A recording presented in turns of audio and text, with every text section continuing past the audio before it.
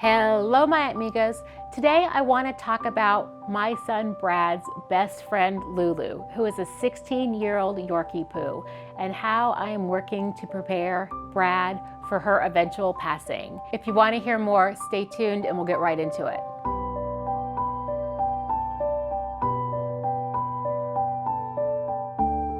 Hi everybody, welcome to Life with a Side of Autism. Today I want to talk about a topic that is a little emotional for me, and it is about my dog Lulu.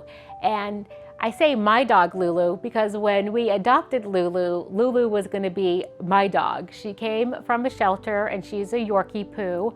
And they said that she'd probably only be 8 pounds, and she's 16 pounds, and she maybe should be 12 pounds, so she's a little chubby. But when we got Lulu, I just had every intention that she was gonna be my dog. But over the years, she has kind of become Brad's dog, and he refers to Lulu as his best friend. And I think Lulu has probably been Brad's best friend companion since 2008. I think that's when I really noticed that Bradley would let her into his room and onto his bed, and then they just became fast friends, and she just loves Brad and she sleeps with him. And she's 16 now, and first of all, 16 is just old for any dog, and you know, we're definitely starting to see her health decline. And I've had to talk about it with Brad about, you know, this is probably Lulu's last Christmas, and we're definitely seeing her slow down. She's you know, she's not able to jump on the bed anymore. She's definitely losing her hearing. She's definitely losing her eyesight. She's definitely losing muscle mass. And this is going to be devastating for Brad. And it makes me think of a story. I don't know when it was, but you might remember there was a movie out maybe 10 years ago, and it was called Marley and Me. And it was a book that became a movie. And Bradley wanted to see the movie because it was about a dog. And we went to see the movie, and the movie has ended, and I am crying. Everybody in the movie theater is crying, and it's so emotional. You know, I'm stuffed up, I can't breathe, and I look over at Brad, and like nothing, like no tears in his eyes, you know, no emotion about this, you know, dog that died, this very sad story. And so I said to him, I said, you know, Brad, did you think it was a sad movie? And he said, yeah, but it wasn't my dog.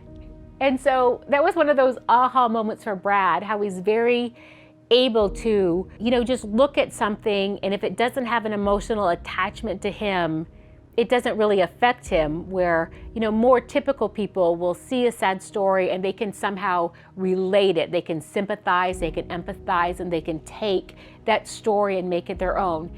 He wasn't able to.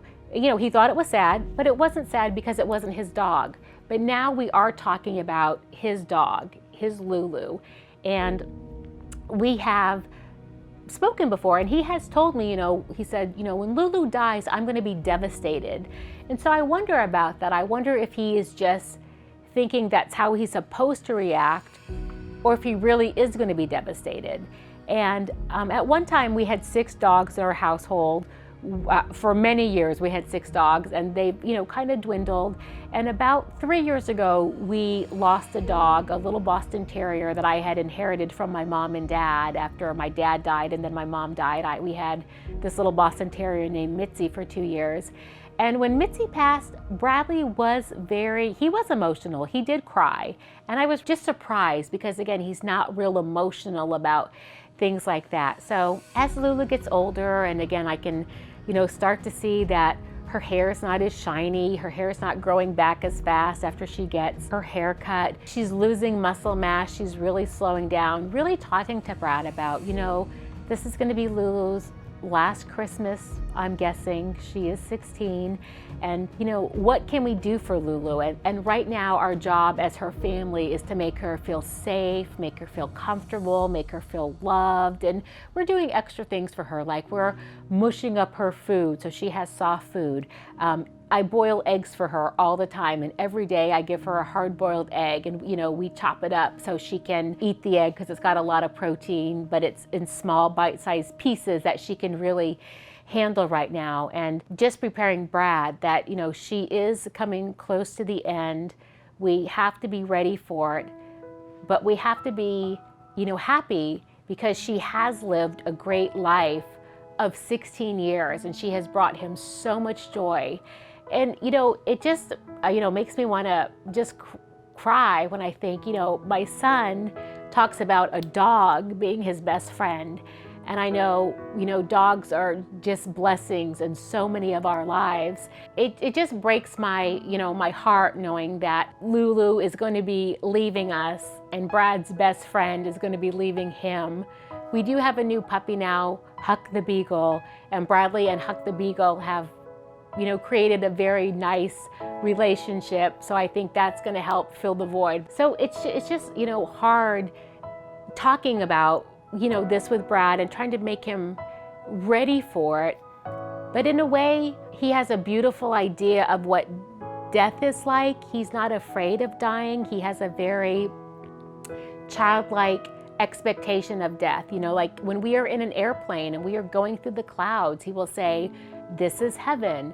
And when he talks about, somebody who has died, he'll be like, "Oh, they're in heaven." For example, after my mom died, right away Bradley was saying, "I wonder if Grandma has found Grandpa yet." And I said, "Yes, I'm sure they found each other and I'm sure they're together."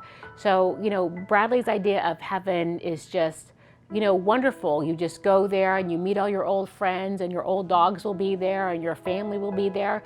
So that does give me some comfort that he believes that when his time comes, he will see Lulu again.